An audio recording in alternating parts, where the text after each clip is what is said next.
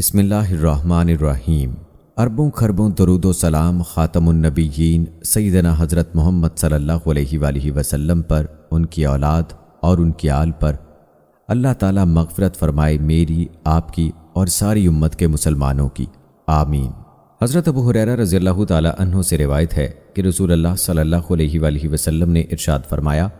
ایمان کی 70 سے زیادہ شاخیں ہیں، ان میں سب سے افضل شاخ لا الہ الا اللہ کا کہنا ہے،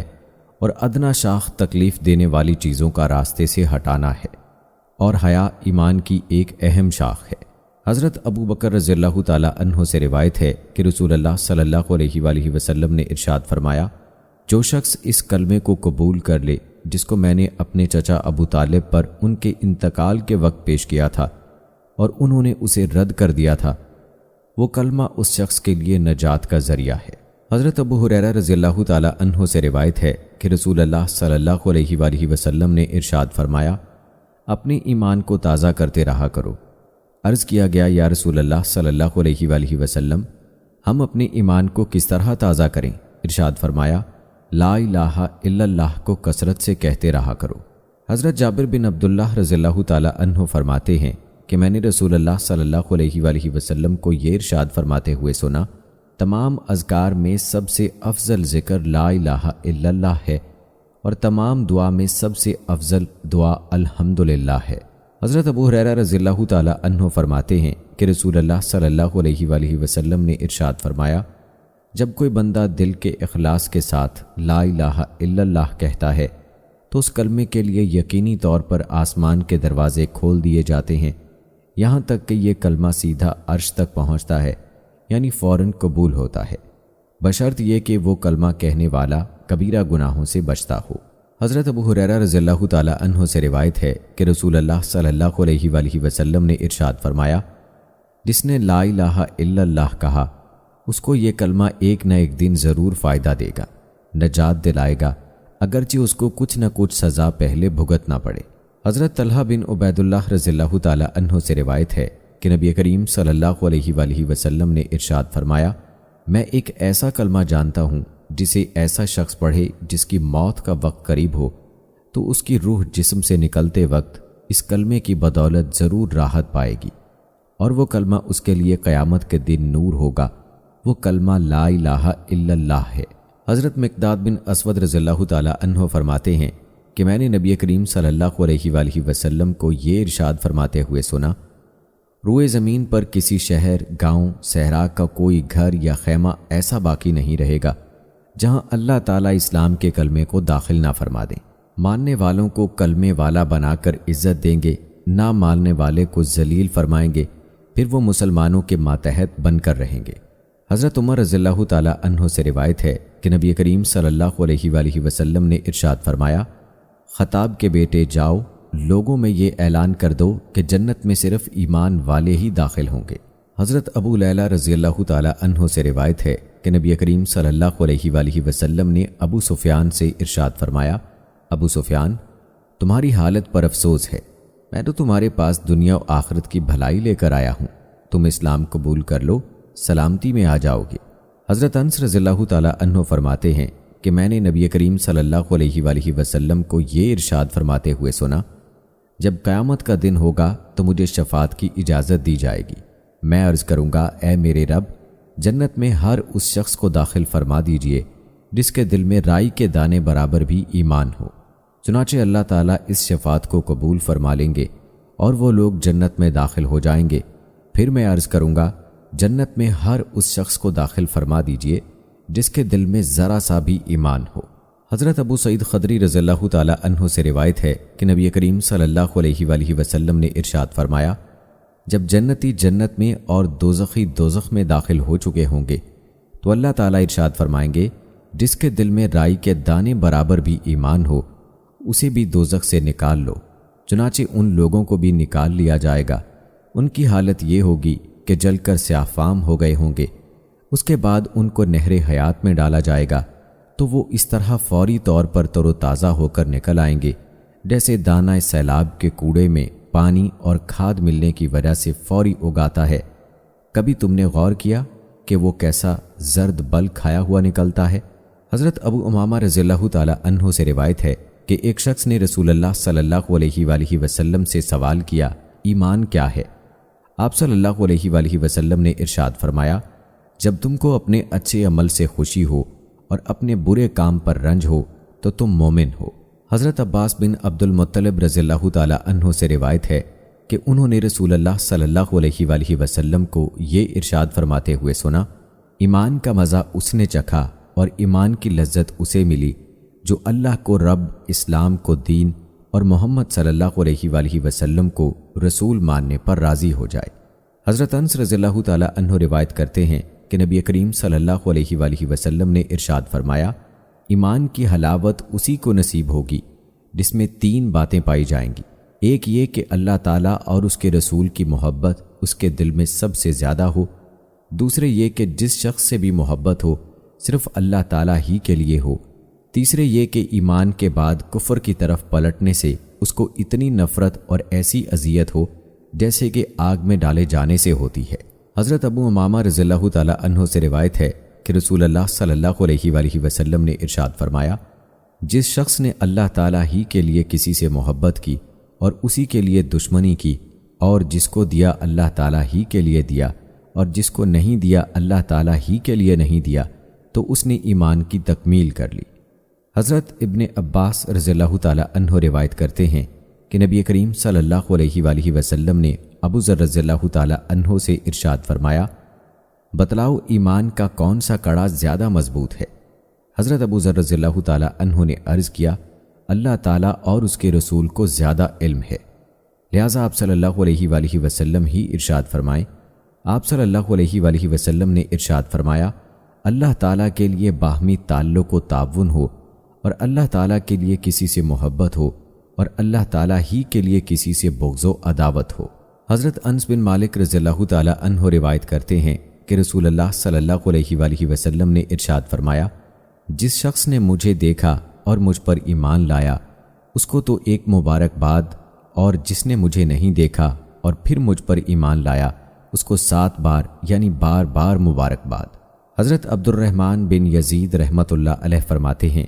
کہ حضرت عبداللہ رضی اللہ تعالی عنہ کے سامنے کچھ لوگوں نے رسول اللہ صلی اللہ علیہ وآلہ وسلم کے صحابہ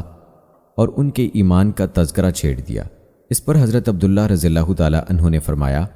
رسول اللہ صلی اللہ علیہ وآلہ وسلم کی صداقت ہر اس شخص کے سامنے جس نے آپ کو دیکھا تھا بالکل صاف اور واضح تھی۔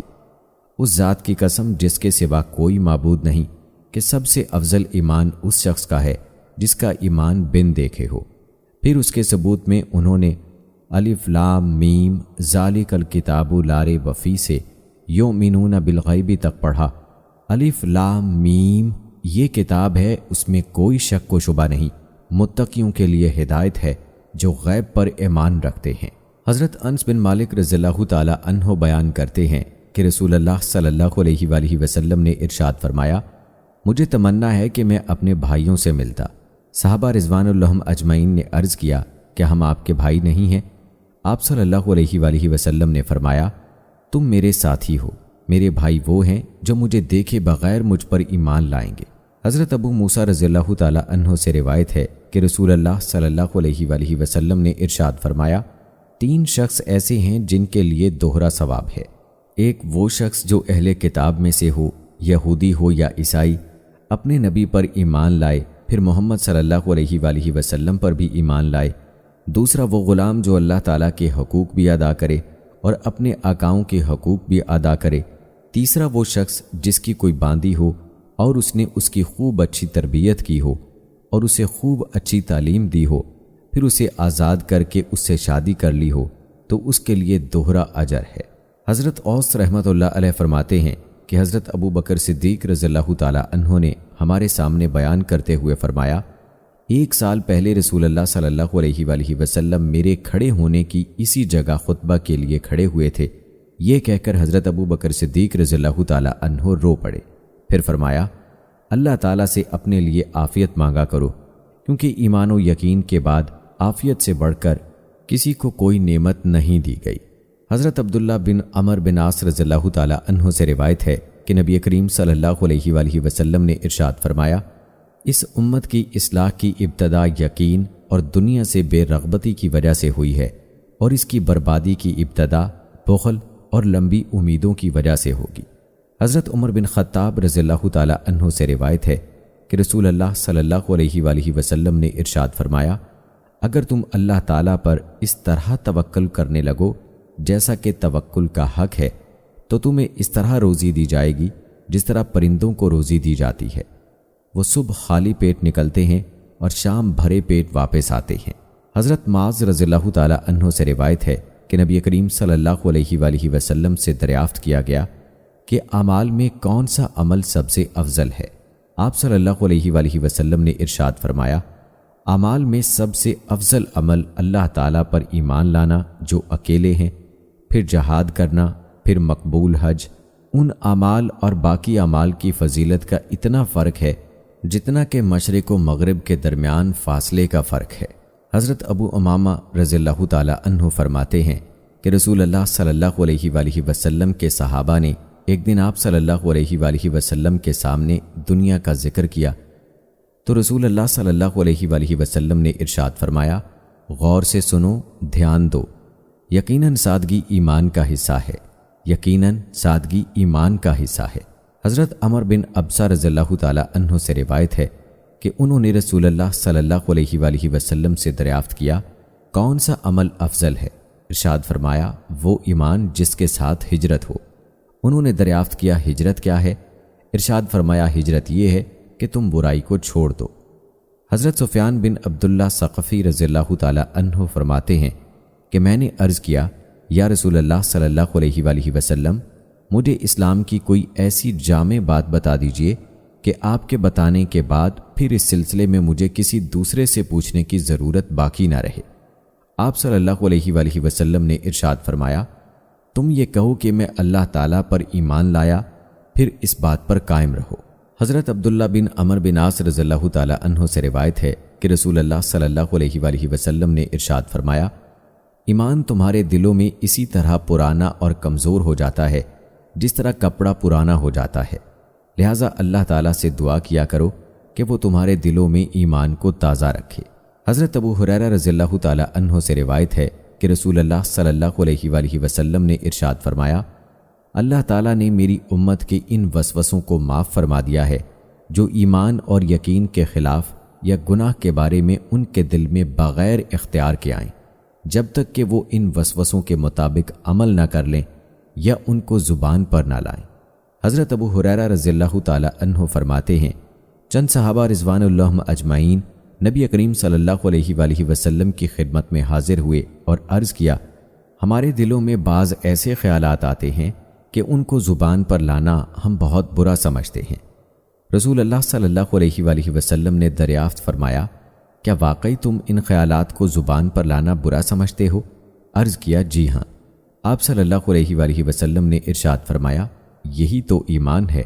حضرت ابو ہریرہ رضی اللہ تعالی عنہ رسول اللہ صلی اللہ علیہ وآلہ وسلم کا ارشاد نقل فرماتے ہیں، لا الہ الا اللہ کی گواہی کثرت سے دیتے رہا کرو، اس سے پہلے کہ ایسا وقت آئے کہ تم اس کلمے کو موت یا بیماری وغیرہ کی وجہ سے نہ کہہ سکو۔ حضرت عثمان رضی اللہ تعالی عنہ سے روایت ہے کہ رسول اللہ صلی اللہ علیہ وآلہ وسلم نے ارشاد فرمایا، جس شخص کی موت اس حال میں آئے کہ وہ یقین کے ساتھ جانتا ہو کہ اللہ تعالیٰ کے سوا کوئی معبود نہیں، وہ جنت میں داخل ہوگا۔ حضرت عثمان بن عفان رضی اللہ تعالی عنہ سے روایت ہے کہ رسول اللہ صلی اللہ علیہ وآلہ وسلم نے ارشاد فرمایا، جس کی موت اس حال میں آئے کہ وہ اس بات کا یقین کرتا ہو کہ اللہ تعالیٰ کا وجود حق ہے، وہ جنت میں جائے گا۔ حضرت علی رضی اللہ تعالی عنہ سے روایت ہے کہ نبی کریم صلی اللہ علیہ وآلہ وسلم حدیث قدسی میں اپنے رب کا یہ ارشاد مبارک نقل فرماتے ہیں، میں ہی اللہ ہوں، میرے سوا کوئی معبود نہیں، جس نے میری توحید کا اقرار کیا وہ میرے قلعے میں داخل ہوا، اور جو میرے قلعے میں داخل ہوا وہ میرے عذاب سے محفوظ ہوا۔ حضرت عتبان بن مالک رضی اللہ تعالی عنہ سے روایت ہے کہ نبی کریم صلی اللہ علیہ وآلہ وسلم نے ارشاد فرمایا، ایسا نہیں ہو سکتا کہ کوئی شخص اس بات کی گواہی دے کہ اللہ تعالیٰ کے سوا کوئی معبود نہیں اور میں محمد صلی اللہ علیہ وآلہ وسلم اللہ تعالیٰ کا رسول ہوں، پھر وہ جہنم میں داخل ہو یا دوزخ کی آگ اس کو کھائے۔ حضرت ابو قتادہ رضی اللہ تعالی عنہ اپنے والد سے نبی کریم صلی اللہ علیہ وآلہ وسلم کا ارشاد نقل کرتے ہیں، جس شخص نے اس بات کی گواہی دی کہ اللہ تعالیٰ کے سوا کوئی معبود نہیں اور محمد صلی اللہ علیہ وآلہ وسلم اللہ کے رسول ہیں، اور اس کی زبان اس کلمہ طیبہ کو کثرت سے کہنے کی وجہ سے مانوس ہو گئی ہو اور دل کو اس کلمے کے کہنے سے اطمینان ملتا ہو، ایسے شخص کو جہنم کی آگ نہیں کھائے گی۔ حضرت معاذ بن جبل رضی اللہ تعالی عنہ سے روایت ہے کہ نبی کریم صلی اللہ علیہ وآلہ وسلم نے ارشاد فرمایا، جس شخص کی بھی اس حال میں موت آئے کہ وہ پکے دل سے گواہی دیتا ہو کہ اللہ تعالیٰ کے سوا کوئی معبود نہیں اور میں اللہ تعالیٰ کا رسول ہوں، اللہ تعالیٰ اس کی ضرور مغفرت فرمائیں گے۔ حضرت ابو ہریرہ رضی اللہ تعالی عنہ سے روایت ہے کہ نبی کریم صلی اللہ علیہ وآلہ وسلم نے ارشاد فرمایا، میری شفاعت کا سب سے زیادہ نفع اٹھانے والا وہ شخص ہوگا جو اپنے دل کے خلوص کے ساتھ لا الہ الا اللہ کہے۔ حضرت عمر بن خطاب رضی اللہ تعالی عنہ فرماتے ہیں کہ میں نے رسول اللہ صلی اللہ علیہ وآلہ وسلم کو یہ ارشاد فرماتے ہوئے سنا، میں ایک ایسا کلمہ جانتا ہوں جسے کوئی بندہ بھی دل سے حق سمجھ کر کہے اور اسی حالت پر اس کی موت آ جائے تو اللہ تعالیٰ اس پر ضرور جہنم کی آگ حرام فرما دیں گے، وہ کلمہ لا الہ الا اللہ ہے۔ حضرت ایاز انصاری رضی اللہ تعالی عنہ سے روایت ہے کہ نبی کریم صلی اللہ علیہ وآلہ وسلم نے ارشاد فرمایا، کلمہ لا الہ الا اللہ اللہ تعالیٰ کے یہاں بڑی عزت والا قیمتی کلمہ ہے، اسے اللہ تعالیٰ کے یہاں بڑا رتبہ و مقام حاصل ہے۔ جو شخص اسے سچے دل سے کہے گا اللہ تعالیٰ اس کلمے کی وجہ سے اسے جنت میں داخل فرمائیں گے، اور جو اسے جھوٹے دل سے کہے گا تو یہ کلمہ دنیا میں تو اس کی جان و مال کی حفاظت کا ذریعہ بن جائے گا، لیکن کل قیامت کے دن اللہ تعالیٰ سے اس حال میں ملے گا کہ اللہ تعالیٰ اس سے باز پرس فرمائیں گے۔ حضرت ابو بکر صدیق رضی اللہ تعالی عنہ سے روایت ہے کہ نبی کریم صلی اللہ علیہ وآلہ وسلم نے ارشاد فرمایا، جس نے لا الہ الا اللہ کی گواہی اس طرح دی کہ اس کا دل اس کی زبان کی تصدیق کرتا ہو تو وہ جنت کے جس دروازے سے چاہے داخل ہو جائے۔ حضرت ابو موسیٰ رضی اللہ تعالی عنہ سے روایت ہے کہ نبی کریم صلی اللہ علیہ وآلہ وسلم نے ارشاد فرمایا، خوشخبری لو اور دوسروں کو بھی خوشخبری دے دو کہ جو شخص سچے دل سے لا الہ الا اللہ کا اقرار کرے گا وہ جنت میں داخل ہوگا۔ حضرت ابو درداء رضی اللہ تعالی عنہ روایت کرتے ہیں کہ رسول اللہ صلی اللہ علیہ وآلہ وسلم نے ارشاد فرمایا، جو شخص اخلاص کے ساتھ اس بات کی گواہی دے کہ اللہ تعالیٰ کے سوا کوئی معبود نہیں اور محمد صلی اللہ علیہ وآلہ وسلم اس کے بندے اور اس کے رسول ہیں، وہ جنت میں داخل ہوگا۔ حضرت عتبان بن مالک انصاری رضی اللہ تعالی عنہ سے روایت ہے کہ رسول اللہ صلی اللہ علیہ وآلہ وسلم نے ارشاد فرمایا، جو شخص قیامت کے دن لا الہ الا اللہ کو اس طرح سے کہتا ہوا آئے کہ اس کلمے کے ذریعے اللہ تعالیٰ ہی کی رضامندی چاہتا ہو، اللہ تعالیٰ اس پر دوزخ کی آگ کو ضرور حرام فرما دیں گے۔ حضرت انس بن مالک رضی اللہ تعالی عنہ رسول اللہ صلی اللہ علیہ وآلہ وسلم کا ارشاد نقل کرتے ہیں، جو شخص دنیا سے اس حالت میں رخصت ہوا کہ وہ اللہ تعالیٰ کے لیے مخلص تھا، جو اکیلے ہیں، جن کا کوئی شریک نہیں ہے، اور اپنی زندگی میں نماز قائم کرتا رہا، اور اگر صاحب مال تھا تو زکوٰۃ دیتا رہا، تو وہ شخص اس حال میں رخصت ہوا کہ اللہ تعالیٰ اس سے راضی تھے۔ حضرت ابو ذر رضی اللہ تعالی عنہ سے روایت ہے کہ رسول اللہ صلی اللہ علیہ وآلہ وسلم نے ارشاد فرمایا، جس نے اپنے دل کو ایمان کے لیے خالص کر لیا اور اپنے دل کو کفر و شرک سے پاک کر لیا، اپنی زبان کو سچا رکھا، اپنے نفس کو مطمئن بنایا کہ اس کو اللہ کی یاد سے اور اس کی مرضیات پر چلنے سے اطمینان ملتا ہو، اپنی طبیعت کو درست رکھا کہ وہ برائی کی طرف نہ چلتی ہو، اپنے کان کو حق سننے والا بنایا اور اپنی آنکھ کو ایمان کی نگاہ سے دیکھنے والا بنایا، یقیناً یہ شخص کامیاب ہو گیا۔ حضرت جابر بن عبداللہ رضی اللہ تعالی عنہ سے روایت ہے کہ میں نے رسول اللہ صلی اللہ علیہ وآلہ وسلم کو یہ ارشاد فرماتے ہوئے سنا، جو شخص اللہ تعالیٰ سے اس حال میں ملے کہ اس کے ساتھ کسی کو شریک نہ ٹھہراتا ہو وہ جنت میں داخل ہوگا، اور جو شخص اللہ تعالیٰ سے اس حال میں ملے کہ وہ اس کے ساتھ کسی کو شریک ٹھہراتا ہو دوزخ میں داخل ہوگا۔ حضرت عبادہ بن صامت رضی اللہ تعالی عنہ سے روایت ہے کہ میں نے رسول اللہ صلی اللہ علیہ وآلہ وسلم کو ارشاد فرماتے ہوئے سنا، جس شخص کی موت اس حال میں آئی کہ وہ اللہ تعالیٰ کے ساتھ کسی کو شریک نہ ٹھہراتا ہو تو یقیناً اللہ تعالیٰ نے اس پر دوزخ کی آگ حرام کر دی۔ حضرت نواس بن سمان رضی اللہ تعالیٰ عنہ سے روایت ہے کہ انہوں نے نبی کریم صلی اللہ علیہ وآلہ وسلم کو ارشاد فرماتے ہوئے سنا، جس کی موت اس حال میں آئی کہ اس نے اللہ تعالیٰ کے ساتھ کسی کو شریک نہ ٹھہرایا ہو تو یقیناً اس کے لیے مغفرت ضرور ہو گئی۔ حضرت ابن عباس رضی اللہ تعالیٰ عنہ سے روایت ہے کہ رسول اللہ صلی اللہ علیہ وآلہ وسلم نے ارشاد فرمایا، جو شخص اللہ تعالیٰ سے اس حال میں ملے کہ اس نے اللہ تعالیٰ کے ساتھ کسی کو شریک نہ ٹھہرایا ہو اور نہ کسی کو قتل کیا ہو تو وہ اللہ تعالیٰ کے دربار میں ان گناہوں کا بوجھ نہ ہونے کی وجہ سے ہلکا پھلکا حاضر ہوگا۔ حضرت جریر رضی اللہ تعالیٰ عنہ سے روایت ہے کہ نبی کریم صلی اللہ علیہ وآلہ وسلم نے ارشاد فرمایا، جس شخص کی موت اس حال میں آئے کہ وہ اللہ تعالیٰ کے ساتھ کسی کو شریک نہ ٹھہراتا ہو اور کسی کے ناحق خون میں ہاتھ نہ رنگے ہوں تو وہ جنت کے دروازوں میں سے جس دروازے سے چاہے داخل کر دیا جائے گا۔ ایک جگہ ارشاد ہوا، لوگو اللہ تعالیٰ کے ان احسانات کو یاد کرو جو اللہ تعالیٰ نے تم پر کیے ہیں۔ ذرا سوچو تو صحیح، اللہ تعالیٰ کے علاوہ بھی کوئی خالق ہے جو تم کو آسمان و زمین سے روزی پہنچاتا ہو؟ اس کے سوا کوئی حقیقی معبود نہیں، پھر اللہ تعالیٰ کو چھوڑ کر تم کہاں چلے جا رہے ہو؟ اللہ تعالیٰ کا ارشاد ہے کہ وہ آسمانوں اور زمین کو بغیر نمونے کے پیدا کرنے والے ہیں، ان کی کوئی اولاد کہاں ہو سکتی ہے جبکہ ان کی کوئی بیوی نہیں، اور اللہ تعالیٰ ہی نے ہر چیز کو پیدا کیا ہے اور وہی ہر چیز کو جانتے ہیں۔ اللہ تعالیٰ کا ارشاد ہے، اچھا یہ تو بتاؤ کہ جو منی تم عورتوں کے رحم میں پہنچاتے ہو کیا تم اس سے انسان بناتے ہو یا ہم بنانے والے ہیں؟ اللہ تعالیٰ کا ارشاد ہے، اچھا پھر یہ تو بتاؤ کہ زمین میں جو بیج تم ڈالتے ہو اس کو تم اگاتے ہو یا ہم اس کے اگانے والے ہیں؟ حضرت ابن عباس رضی اللہ تعالیٰ عنہ سے روایت ہے کہ حضرت جبرائیل علیہ السلام نے رسول اللہ صلی اللہ علیہ وآلہ وسلم سے عرض کیا، مجھے بتائیے ایمان کیا ہے؟ نبی کریم صلی اللہ علیہ وآلہ وسلم نے ارشاد فرمایا، ایمان کی تفصیل یہ ہے کہ تم اللہ تعالیٰ، آخرت کے دن، فرشتوں، اللہ تعالیٰ کی کتابوں اور نبیوں پر ایمان لاؤ، مرنے اور مرنے کے بعد دوبارہ زندہ ہونے پر ایمان لاؤ، جنت، دوزخ، حساب اور اعمال کے ترازو پر ایمان لاؤ، اچھی اور بری تقدیر پر ایمان لاؤ۔ حضرت جبرائیل علیہ السلام نے عرض کیا،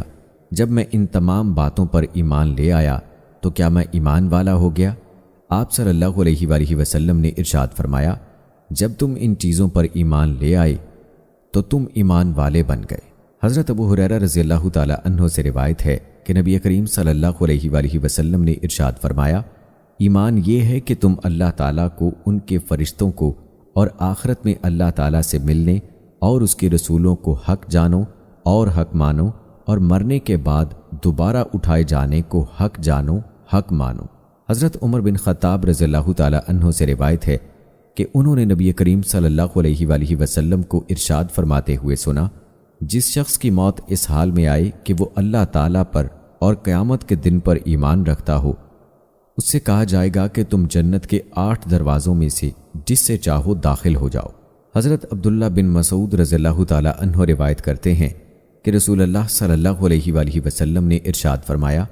انسان کے دل میں ایک خیال تو شیطان کی طرف سے آتا ہے اور ایک خیال فرشتے کی طرف سے آتا ہے۔ شیطان کی طرف سے آنے والا خیال یہ ہوتا ہے کہ وہ برائی پر اور حق کو جھٹلانے پر ابھارتا ہے، فرشتے کی طرف سے آنے والا خیال یہ ہوتا ہے کہ وہ نیکی اور حق کی تصدیق پر ابھارتا ہے۔ لہٰذا جو شخص اپنے اندر نیکی اور حق کی تصدیق کا خیال پائے، اس کو سمجھنا چاہیے کہ یہ اللہ تعالیٰ کی طرف سے ہدایت ہے اور اس پر اس کو شکر کرنا چاہیے، اور جو شخص اپنے اندر دوسری کیفیت یعنی شیطانی خیال پائے تو اس کو چاہیے کہ شیطان مردود سے اللہ تعالیٰ کی پناہ مانگے۔ پھر رسول اللہ صلی اللہ علیہ وآلہ وسلم نے قرآن مجید کی تلاوت فرمائی، جس کا ترجمہ یہ ہے، شیطان تمہیں فکر سے ڈراتا ہے اور گناہ کے لیے اکساتا ہے۔ حضرت ابو درداء رضی اللہ تعالیٰ عنہ فرماتے ہیں کہ رسول اللہ صلی اللہ علیہ وآلہ وسلم نے ارشاد فرمایا، اللہ تعالیٰ کی عظمت دل میں بٹھاؤ، وہ تمہیں بخش دیں گے۔ حضرت ابو موسیٰ اشعری رضی اللہ تعالیٰ عنہ روایت فرماتے ہیں کہ نبی کریم صلی اللہ علیہ وآلہ وسلم نے ایک موقع پر ہمیں 5 باتیں ارشاد فرمائیں۔ نمبر 1، اللہ تعالیٰ سوتا نہیں اور سونا اس کی شان کے مناسب بھی نہیں۔ نمبر 2، روزی کو کم اور کشادہ فرماتا ہے۔ نمبر 3 اس کے پاس رات کے اعمال دن سے پہلے، نمبر 4 اور دن کے اعمال رات سے پہلے پہنچ جاتے ہیں، نمبر 5 اس کے اور مخلوق کے درمیان پردہ اس کا نور ہے، اگر وہ یہ پردہ اٹھا دے تو اللہ تعالیٰ کی ذات کا نور ساری ہی مخلوق کو جلا ڈالے۔ حضرت ابن عباس رضی اللہ تعالیٰ عنہ سے روایت ہے کہ رسول اللہ صلی اللہ علیہ وآلہ وسلم نے ارشاد فرمایا، اللہ تعالیٰ نے جب سے اسرافیل علیہ السلام کو پیدا فرمایا ہے، وہ دونوں پاؤں برابر کیے کھڑے ہیں، نظر اوپر نہیں اٹھاتے، ان کے اور پروردگار کے درمیان نور کے 70 پردے ہیں، ہر پردہ ایسا ہے کہ اگر اسرافیل علیہ السلام اس کے قریب بھی جائیں تو جل کر راکھ ہو جائیں۔ حضرت زرارہ بن اوفی رضی اللہ تعالیٰ عنہ سے روایت ہے کہ رسول اللہ صلی اللہ علیہ وآلہ وسلم نے حضرت جبرائیل علیہ السلام سے پوچھا، کیا تم نے اپنے رب کو دیکھا ہے؟ سن کر جبرائیل علیہ السلام کانپ اٹھے اور عرض کیا، اے محمد صلی اللہ علیہ وآلہ وسلم، میرے اور ان کے درمیان تو نور کے 70 پردے ہیں، اگر میں کسی ایک کے نزدیک بھی جاؤں تو جل جاؤں۔ حضرت ابو ہریرہ رضی اللہ تعالیٰ عنہ سے روایت ہے کہ رسول اللہ صلی اللہ علیہ وآلہ وسلم ایک حدیث قدسی میں اپنے رب کا یہ ارشاد مبارک نقل فرماتے ہیں، تم خرچ کرو میں تمہیں دوں گا۔ پھر رسول اللہ صلی اللہ علیہ وآلہ وسلم نے ارشاد فرمایا، اللہ تعالیٰ کا ہاتھ یعنی اس کا خزانہ بھرا ہوا ہے، رات اور دن کا مسلسل خرچ اس خزانے کو کم نہیں کرتا۔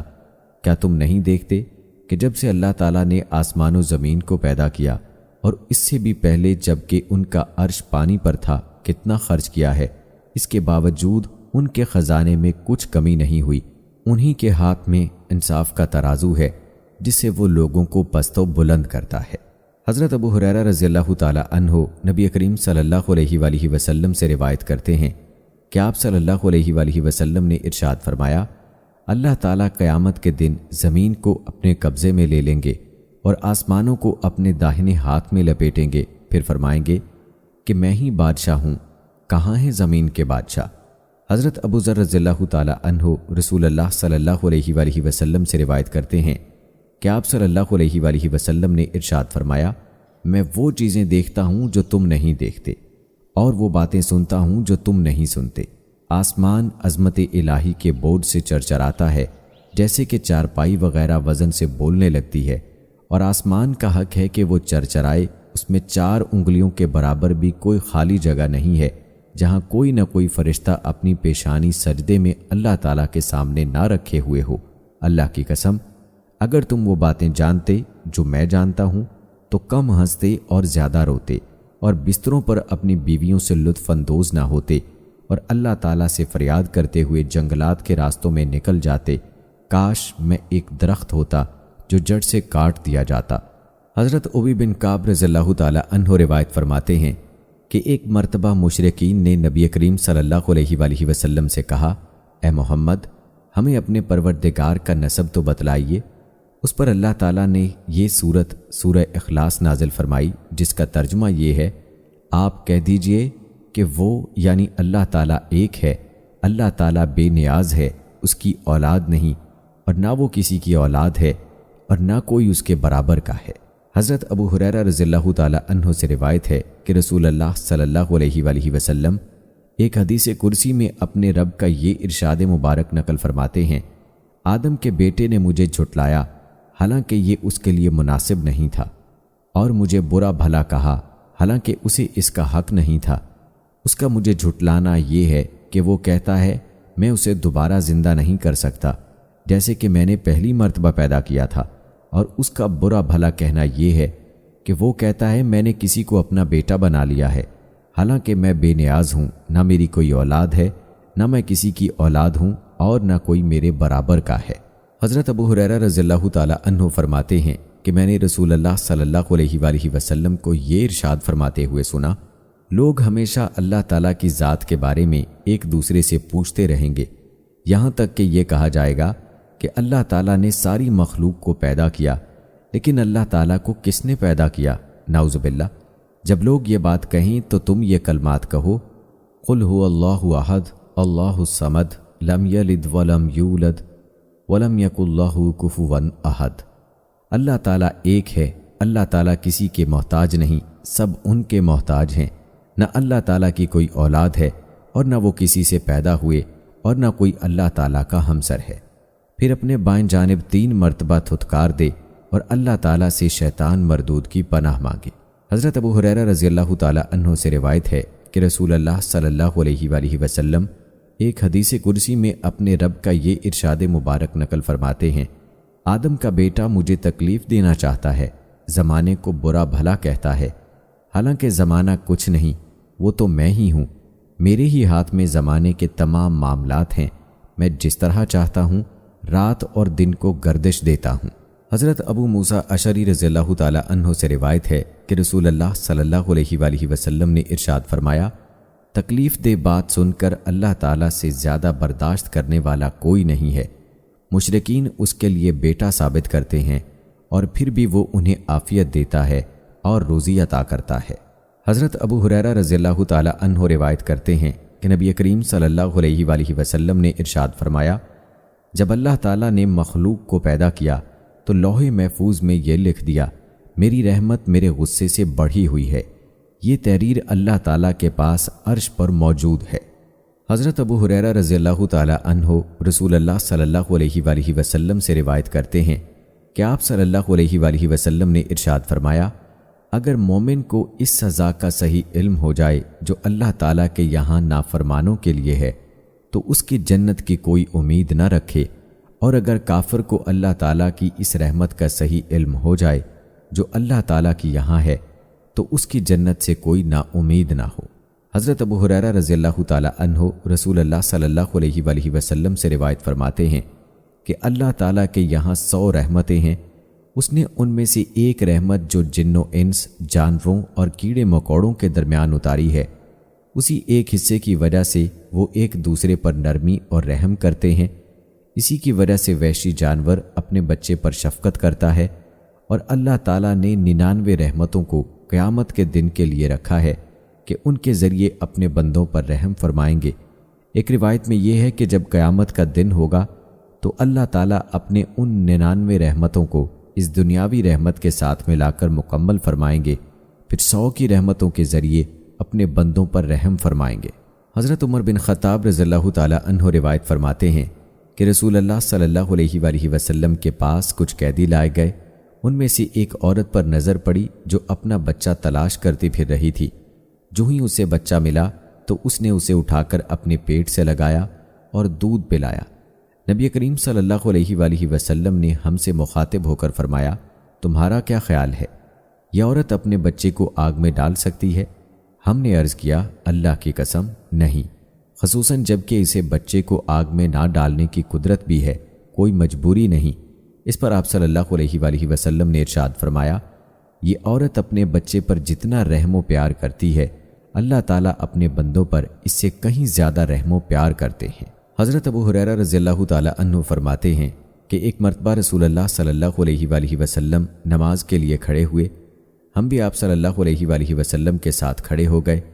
ایک دیہات کے رہنے والے نو مسلم نے نماز میں ہی کہا، اے اللہ، صرف مجھ پر اور محمد صلی اللہ علیہ وآلہ وسلم پر رحم کر، ہمارے ساتھ کسی اور پر رحم نہ کر۔ جب آپ نے سلام پھیرا تو اس دیہات کے رہنے والے سے فرمایا، تم نے بڑی وسیع چیز کو تنگ کر دیا، گھبراؤ نہیں، رحمت تو اتنی ہے کہ سب پر چھا جائے، پھر بھی تنگ نہ ہو، تم ہی اسے تنگ سمجھ رہے ہو۔ حضرت ابو ہریرہ رضی اللہ تعالیٰ عنہ روایت کرتے ہیں کہ رسول اللہ صلی اللہ علیہ وآلہ وسلم نے ارشاد فرمایا، اس ذات کی قسم جس کے قبضے میں محمد صلی اللہ علیہ وآلہ وسلم کی جان ہے، لوگوں میں سے کوئی شخص خواہ وہ یہودی ہو یا نصرانی ایسا نہیں جو میری نبوت کی خبر سنے پھر اس دین پر ایمان نہ لائے جس کو دے کر مجھے بھیجا گیا ہے اور اسی حال پر مر جائے تو یقیناً وہ دوزخیوں میں ہوگا۔ حضرت ابو موسیٰ رضی اللہ تعالیٰ عنہ روایت فرماتے ہیں کہ نبی کریم صلی اللہ علیہ وآلہ وسلم نے ارشاد فرمایا، میری اور اس دین کی مثال جسے اللہ تعالیٰ نے مجھے دے کر بھیجا ہے اس شخص کی سی ہے جو اپنی قوم کے پاس آیا اور کہا، میری قوم، میں نے اپنی آنکھوں سے دشمن کا لشکر دیکھا ہے اور میں ایک سچا ڈرانے والا ہوں، لہٰذا نجات کی فکر کرو۔ اس پر اس کی قوم کے کچھ لوگوں نے تو اس کا کہنا مانا اور آہستہ آہستہ رات میں ہی چل پڑے اور دشمن سے نجات پا لی۔ کچھ لوگوں نے اس کو جھوٹا سمجھا اور صبح تک اپنے گھروں میں رہے۔ دشمن کا لشکر صبح ہوتے ہی ان پر ٹوٹ پڑا اور ان کو تباہ و برباد کر ڈالا۔ یہی مثال اس شخص کی ہے جس نے میری بات مان لی اور میرے لائے ہوئے دین کی پیروی کی، وہ نجات پا گیا، اور یہی مثال اس شخص کی ہے جس نے میری بات نہ مانی اور اس دین کو جھٹلا دیا جس کو میں لے کر آیا ہوں، وہ ہلاک ہو گیا۔ حضرت ابو ہریرہ رضی اللہ تعالی عنہ سے روایت ہے کہ رسول اللہ صلی اللہ علیہ وآلہ وسلم نے ارشاد فرمایا، میری ساری امت جنت میں جائے گی سوائے ان لوگوں کے جو انکار کر دیں۔ صحابہ رضوان اللہ اجمعین نے دریافت کیا، یا رسول اللہ صلی اللہ علیہ وآلہ وسلم، جنت میں جانے سے کون انکار کر سکتا ہے؟ آپ صلی اللہ علیہ وآلہ وسلم نے جواب میں ارشاد فرمایا، جس نے میری اطاعت کی وہ جنت میں داخل ہوا، اور جس نے میری نافرمانی کی یقیناً اس نے جنت میں جانے سے انکار کر دیا۔ حضرت عبداللہ بن عمر رضی اللہ تعالی عنہ سے روایت ہے کہ رسول اللہ صلی اللہ علیہ وآلہ وسلم نے ارشاد فرمایا، کوئی شخص اس وقت تک کامل ایمان والا نہیں ہو سکتا جب تک کہ اس کی نفسانی چاہتیں اس دین کے تابع نہ ہو جائیں جس کو میں لے کر آیا ہوں۔ حضرت انس بن مالک رضی اللہ تعالی عنہ سے روایت ہے کہ رسول اللہ صلی اللہ علیہ وآلہ وسلم نے مجھے ارشاد فرمایا، میرے بیٹے، اگر تم صبح و شام ہر وقت اپنے دل کی یہ کیفیت بنا سکتے ہو کہ تمہارے دل میں کسی کے بارے میں ذرا بھی کھوٹ نہ ہو تو ضرور ایسا کرو۔ پھر آپ صلی اللہ علیہ وآلہ وسلم نے ارشاد فرمایا، میرے بیٹے، یہ بات میری سنت میں سے ہے، اور جس نے میری سنت کو زندہ کیا اس نے مجھ سے محبت کی، اور جس نے مجھ سے محبت کی وہ میرے ساتھ جنت میں ہوگا۔ حضرت انس بن مالک رضی اللہ تعالی عنہ فرماتے ہیں کہ رسول اللہ صلی اللہ علیہ وآلہ وسلم کی عبادت کے بارے میں پوچھنے کے لیے 3 شخص ازواج مطہرات کے پاس آئے۔ جب ان لوگوں کو رسول اللہ صلی اللہ علیہ وآلہ وسلم کی عبادت کا حال بتایا گیا تو انہوں نے آپ کی عبادت کو تھوڑا سمجھا اور کہا، ہمارا رسول صلی اللہ علیہ وآلہ وسلم سے کیا مقابلہ؟ اللہ تعالیٰ نے آپ کی اگلی پچھلی لغزشیں اگر ہوں بھی تو معاف فرما دی ہیں۔ ان میں سے ایک نے کہا، میں ہمیشہ رات بھر نماز پڑھا کروں گا۔ دوسرے نے کہا، میں ہمیشہ روزہ رکھا کروں گا اور کبھی ناغہ نہیں ہونے دوں گا۔ تیسرے نے کہا، میں عورتوں سے دور رہوں گا، کبھی نکاح نہیں کروں گا۔ ان میں آپس میں یہ گفتگو ہو رہی تھی کہ اتنے میں ان کے پاس رسول اللہ صلی اللہ علیہ وآلہ وسلم تشریف لے آئے اور فرمایا، کیا تم لوگوں نے یہ بات کہی ہے؟ غور سے سنو، اللہ تعالیٰ کی قسم، میں تم سب سے زیادہ اللہ تعالیٰ سے ڈرنے والا ہوں اور تم میں سب سے زیادہ تقوی اختیار کرنے والا ہوں، لیکن میں روزہ رکھتا ہوں اور نہیں بھی رکھتا، نماز پڑھتا ہوں اور سوتا بھی ہوں، اور عورتوں سے نکاح بھی کرتا ہوں۔ یہی میرا طریقہ ہے، لہٰذا جس نے میرے طریقے سے اعتراض کیا وہ مجھ سے نہیں۔ حضرت ابو ہریرہ رضی اللہ تعالی عنہ نبی کریم صلی اللہ علیہ وآلہ وسلم کا ارشاد نقل فرماتے ہیں، جس نے میرے طریقے کو میری امت کے بگاڑ کے وقت مضبوطی سے تھامے رکھا اسے شہید کا ثواب ملے گا۔ حضرت مالک بن انس رحمۃ اللہ علیہ فرماتے ہیں کہ مجھے یہ روایت پہنچی ہے کہ رسول اللہ صلی اللہ علیہ وآلہ وسلم نے ارشاد فرمایا، میں نے تمہارے پاس 2 چیزیں چھوڑی ہیں، جب تک ان کو مضبوطی سے پکڑے رہو گے ہرگز گمراہ نہیں ہوگے،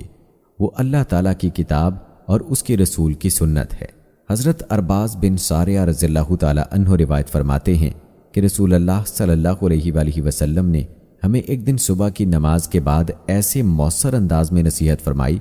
کہ آنکھوں سے آنسو جاری ہو گئے اور دلوں میں خوف پیدا ہو گیا۔ ایک شخص نے عرض کیا، یہ تو رخصت ہونے والے کی نصیحت معلوم ہوتی ہے، پھر آپ ہمیں کس چیز کی وصیت فرماتے ہیں؟ آپ صلی اللہ علیہ وآلہ وسلم نے ارشاد فرمایا، میں تمہیں اللہ تعالیٰ سے ڈرتے رہنے کی اور امیر کی بات سننے اور ماننے کی وصیت کرتا ہوں، اگرچہ وہ امیر حبشی غلام ہو۔ تم میں جو میرے بعد زندہ رہے گا وہ میرے اختلافات دیکھے گا۔ تم دین میں نئی نئی باتیں پیدا کرنے سے بچو، کیونکہ ہر نئی بات گمراہی ہے، لہٰذا تم ایسا زمانہ پاؤ تو میری اور ہدایت یافتہ خلفائے راشدین کی سنت کو لازم پکڑو اور اس کو دانتوں سے مضبوطی کے ساتھ تھامے رکھو۔ حضرت عبداللہ بن عباس رضی اللہ تعالی عنہ سے روایت ہے کہ رسول اللہ صلی اللہ علیہ وآلہ وسلم نے ایک شخص کے ہاتھ میں سونے کی انگوٹھی دیکھی تو آپ نے اسے اتار کر پھینک دیا اور فرمایا، کتنی تعجب کی بات ہے کہ تم میں سے کوئی شخص آگ کے انگارے کو اپنے ہاتھ میں رکھنا چاہتا ہے، یعنی جو شخص اپنے ہاتھ میں سونے کی کوئی چیز پہنے گا اس کا ہاتھ دوزخ میں چلا جائے گا۔ رسول اللہ صلی اللہ علیہ وآلہ وسلم کے تشریف لے جانے کے بعد اس شخص سے کہا گیا، اپنی انگوٹھی لے لو اور اس کو بیچ کر ہدیہ کر کے اس سے فائدہ اٹھا لو۔ اس نے جواب دیا، اللہ کی قسم نہیں، جس چیز کو رسول اللہ صلی اللہ علیہ وآلہ وسلم نے پھینک دیا ہو میں اس کو کبھی نہیں اٹھاؤں گا۔ حضرت زینب رضی اللہ تعالی عنہا فرماتی ہیں کہ میں نبی کریم صلی اللہ علیہ وآلہ وسلم کی اہلیہ محترمہ حضرت ام حبیبہ رضی اللہ تعالی عنہا کے پاس اس وقت گئی جب ان کے والد حضرت ابو سفیان رضی اللہ تعالی عنہ کا انتقال ہوا تھا۔ حضرت ام حبیبہ رضی اللہ تعالی عنہا نے خوشبو منگوائی جس میں خلوق یا کسی اور چیز کی ملاوٹ کی وجہ سے زردی تھی۔ اس میں سے کچھ خوشبو لونڈی کو لگائی، پھر اسے اپنے رخساروں پر مل لیا۔ اس کے بعد فرمایا، اللہ کی قسم مجھے خوشبو کے استعمال کرنے کی کوئی ضرورت نہ تھی، بات صرف یہ ہے کہ میں نے رسول اللہ صلی اللہ علیہ وآلہ وسلم سے سنا ہے کہ جو عورت اللہ تعالیٰ اور آخرت کے دن پر ایمان رکھتی ہو اس کے لیے جائز نہیں کہ وہ 3 دن سے زیادہ کسی کا سوگ منائے سوائے شوہر کے، کہ اس کا سوگ 4 مہینے 10 دن ہے۔ حضرت انس بن مالک رضی اللہ تعالی عنہ سے روایت ہے کہ ایک شخص نے نبی کریم صلی اللہ علیہ وآلہ وسلم سے پوچھا، قیامت کب آئے گی؟ آپ نے ارشاد فرمایا کہ قیامت کے لیے تم نے کیا تیار کر رکھا ہے؟ اس نے عرض کیا، میں نے قیامت کے لیے نہ تو زیادہ نفلی نمازیں نہ زیادہ نفلی روزے تیار کیے ہیں اور نہ زیادہ صدقہ۔ ہاں ایک بات ہے کہ اللہ تعالیٰ اور اس کے رسول صلی اللہ علیہ وآلہ وسلم سے محبت رکھتا ہوں۔ آپ صلی اللہ علیہ وآلہ وسلم نے ارشاد فرمایا، تو پھر قیامت میں تم انہی کے ساتھ ہوں گے جن سے تم نے دنیا میں محبت رکھی۔ حضرت ابو ہریرہ رضی اللہ تعالی عنہ سے روایت ہے کہ رسول اللہ صلی اللہ علیہ وآلہ وسلم نے ارشاد فرمایا، میری امت میں مجھ سے زیادہ محبت رکھنے والے لوگوں میں سے وہ بھی ہیں جو میرے بعد آئیں گے، ان کی یہ آرزو ہوگی کہ کاش وہ اپنا گھر بار اور مال سب قربان کر کے کسی طرح مجھ کو دیکھ لیتے۔ حضرت ارباز بن ساریہ رضی اللہ تعالی عنہ روایت فرماتے ہیں کہ میں نے رسول اللہ صلی اللہ علیہ وآلہ وسلم کو ارشاد فرماتے ہوئے سنا،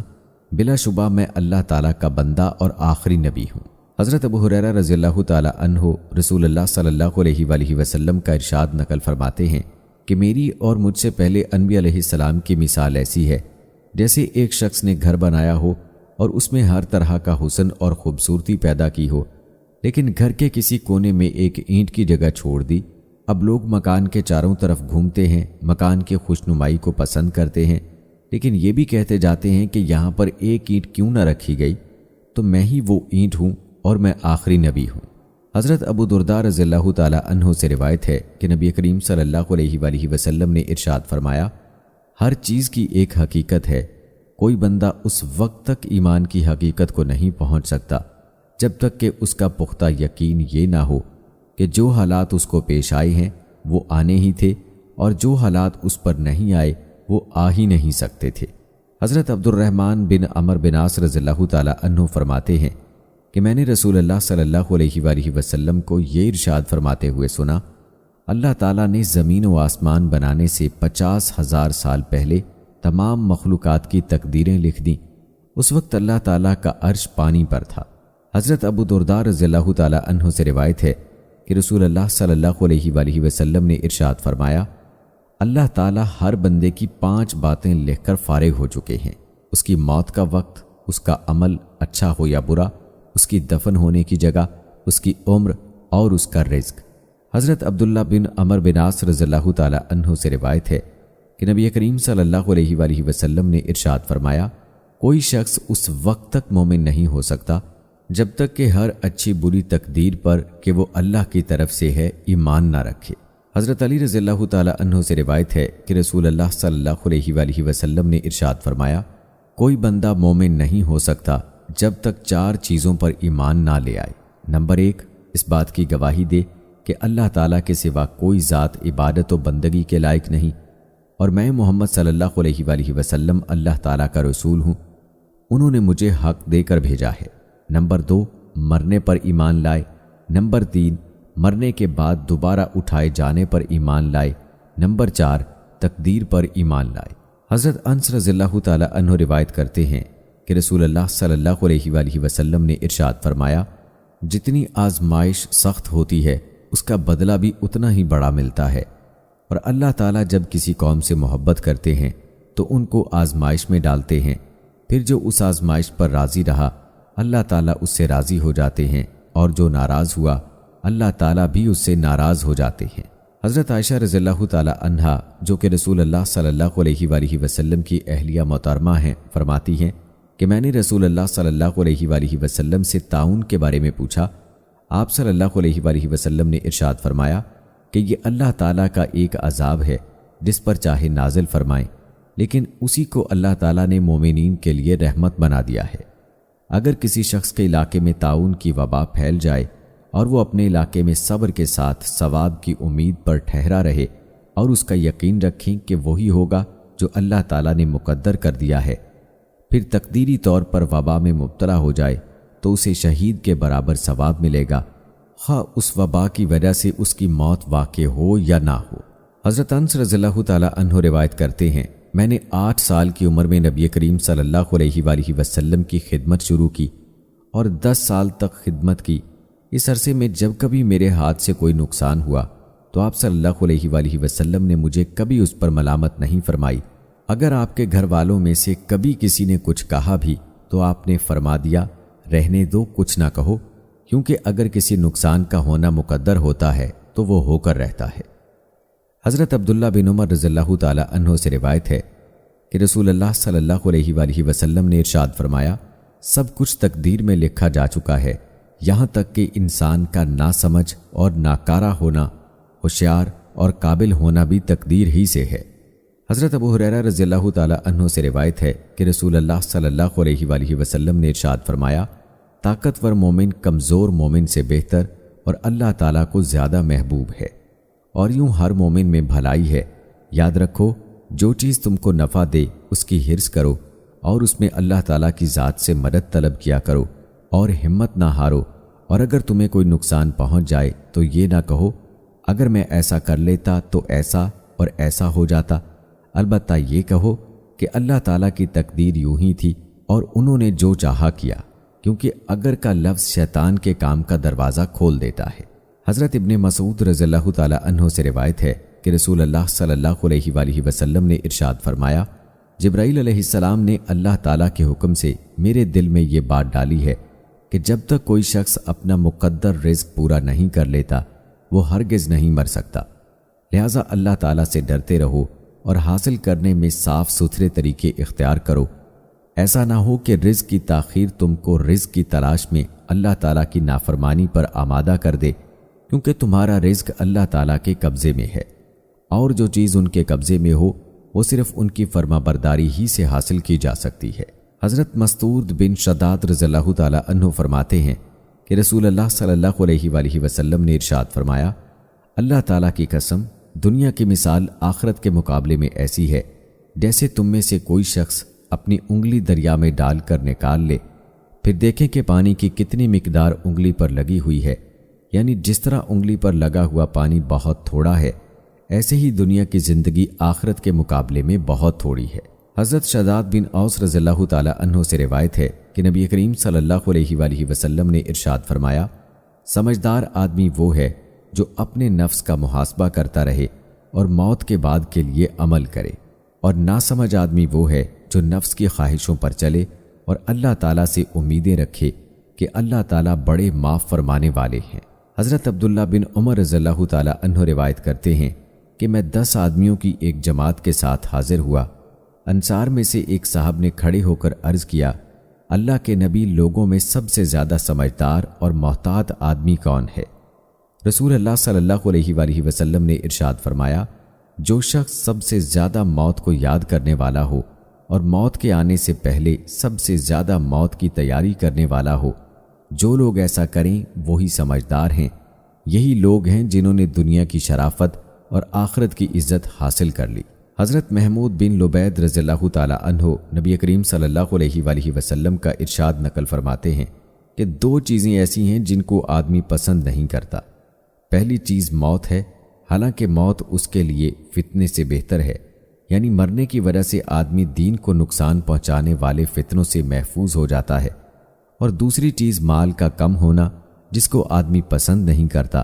حالانکہ مال کی کمی آخرت کے حساب کو بہت کم کرنے والی ہے۔ حضرت ابو سلمہ رضی اللہ تعالی عنہ فرماتے ہیں کہ میں نے رسول اللہ صلی اللہ علیہ وآلہ وسلم کو یہ ارشاد فرماتے ہوئے سنا، جو شخص اللہ تعالیٰ سے اس حال میں ملے کہ وہ اس بات کی گواہی دیتا ہو کہ اللہ تعالیٰ کے سوا کوئی عبادت کے لائق نہیں اور حضرت محمد صلی اللہ علیہ وآلہ وسلم اللہ تعالیٰ کے رسول ہیں، اور اس حال میں ملے کہ مرنے کے بعد دوبارہ اٹھائے جانے اور حساب و کتاب پر ایمان لایا ہو، وہ جنت میں داخل ہوگا۔ حضرت ام درداء رضی اللہ تعالیٰ عنہ فرماتی ہیں کہ میں نے ابو درداء رضی اللہ تعالیٰ عنہ سے عرض کیا کہ آپ اور لوگوں کی طرح اپنے مہمانوں کی مہمان نوازی کرنے کے لیے مال کیوں نہیں کماتے؟ انہوں نے فرمایا کہ میں نے رسول اللہ صلی اللہ علیہ وآلہ وسلم کو ارشاد فرماتے ہوئے سنا ہے کہ تمہارے سامنے ایک مشکل گھاٹی ہے، اس پر زیادہ بوجھ والے آسانی سے نہ گزر سکیں گے، اس لیے میں چاہتا ہوں کہ اس گھاٹی سے گزرنے کے لیے ہلکا پھلکا رہوں۔ حضرت عثمان بن عفان رضی اللہ تعالیٰ عنہ سے روایت ہے کہ نبی کریم صلی اللہ علیہ وآلہ وسلم جب میت کے دفن سے فارغ ہو جاتے تو قبر کے پاس کھڑے ہو جاتے اور ارشاد فرماتے کہ اپنے بھائی کے لیے اللہ تعالیٰ سے مغفرت کی دعا کرو اور یہ مانگو کہ اللہ تعالیٰ اس کو سوالات کے جوابات میں ثابت قدم رکھیں، کیونکہ اس وقت اس سے پوچھ گچھ ہو رہی ہے۔ حضرت انس رضی اللہ تعالیٰ عنہ سے روایت ہے کہ رسول اللہ صلی اللہ علیہ وآلہ وسلم نے ارشاد فرمایا، قیامت اس وقت تک نہیں آئے گی جب تک کہ ایسا برا وقت نہ آ جائے کہ دنیا میں اللہ اللہ بالکل نہ کہا جائے۔ ایک اور حدیث میں اسی طرح ہے کہ کسی ایسے شخص کے ہوتے ہوئے قیامت قائم نہیں ہوگی جو اللہ اللہ کہتا ہو۔ حضرت عبداللہ رضی اللہ تعالیٰ عنہ سے روایت ہے کہ نبی کریم صلی اللہ علیہ وآلہ وسلم نے ارشاد فرمایا، قیامت بدترین آدمیوں پر قائم ہوگی۔ حضرت ابو سعید رضی اللہ تعالیٰ عنہ سے روایت ہے کہ رسول اللہ صلی اللہ علیہ وآلہ وسلم نے ارشاد فرمایا، میں کیسے خوش اور چین سے رہ سکتا ہوں حالانکہ سور والے فرشتے نے سور کو منہ میں لے لیا ہے اور اس نے کان لگا رکھا ہے کہ کب اس کو سور کے پھونک دینے کا حکم ہو اور وہ پھونک دے۔ صحابہ رضوان اللہ اجمعین نے اس بات کو بھاری محسوس کیا تو آپ صلی اللہ علیہ وآلہ وسلم نے ارشاد فرمایا، حسبنا اللہ و نعم الوکیل، علی اللہ توکلنا کہتے رہا کرو، اللہ تعالی ہمارے لیے کافی ہے اور وہ بہترین کام بنانے والے ہیں،